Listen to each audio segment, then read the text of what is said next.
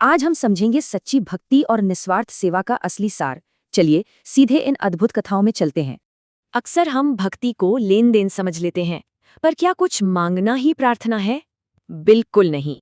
एक बार देवर्षि नारद जी ने भौतिक सुख की चाह में भगवान कृष्ण से एक भव्य महल मांग लिया। महल ना मिलने पर वो रूठ गए और रानियों से कृष्ण के वजन के बराबर सोना ही मांग लिया। द्वारका के सारे गहने तराजू पर रख दिए गए, फिर भी भगवान का पल्ला टस से मस नहीं हुआ। तब रुक्मिणी जी ने सारा धन हटाकर प्रेम से सिर्फ एक तुलसी दल रखा और तराजू तुरंत बराबर हो गया। ये घटना साबित करती है कि ईश्वर किसी दौलत से नहीं बल्कि हमारे गहरी सच्ची भावनाओं से बनते हैं। एक और कहानी है। एक संत प्रभु राम को पुत्र मानकर रोज अपनी ही उतारी हुई माला उन्हें पहनाते थे। मंदिर के पुजारियों को ये बहुत अपमानजनक लगा। उन्होंने तुरंत नई माला पहनाई, लेकिन वो बार बार टूटकर गिरती रही। क्योंकि भगवान बाहरी दिखावा या सांसारिक परफेक्शन नहीं देखते, वो सिर्फ अपने भक्त का शुद्ध निस्वार्थ प्रेम स्वीकार करते हैं। इसे ही निष्काम भक्ति कहते हैं, बिना किसी स्वार्थ या इच्छा के बस सच्चे मन से किया गया प्रेम।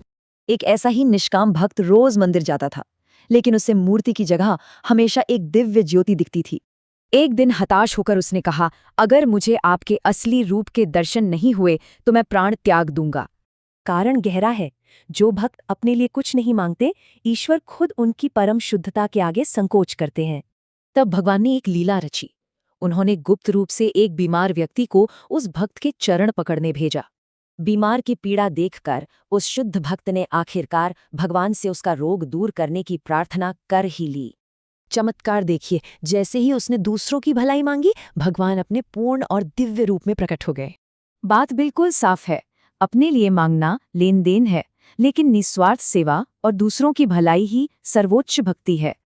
अब एक बड़ा सवाल, ये शुद्ध भक्ति हमारे जीवन के दुखों और परेशानियों को सहने में कैसे मदद करती है? इसे एक उदाहरण से समझते हैं। एक परेशान युवक मन की शांति के लिए एक ज्ञानी संत के पास पहुंचा। संत ने उसे एक मुट्ठी नमक छोटे ग्लास पानी में मिलाकर पीने को कहा।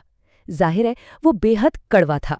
इसके बाद संत ने उसे ठीक उतना ही नमक एक विशाल और साफ झील में डालने को कहा। सबसे अहम बात, नमक यानी दुख की मात्रा नहीं बदलती, लेकिन बर्तन यानी हमारी सहने की क्षमता बदल जाती है। निस्वार्थ भक्ति हमारी हृदय को इतना विशाल बना देती है कि जीवन की कड़वाहट खुद ही कम हो जाती है। तो सोचिए, क्या जीवन भर एक छोटा गिलास बने रहना है या निस्वार्थ सेवा से एक विशाल झील बनना है?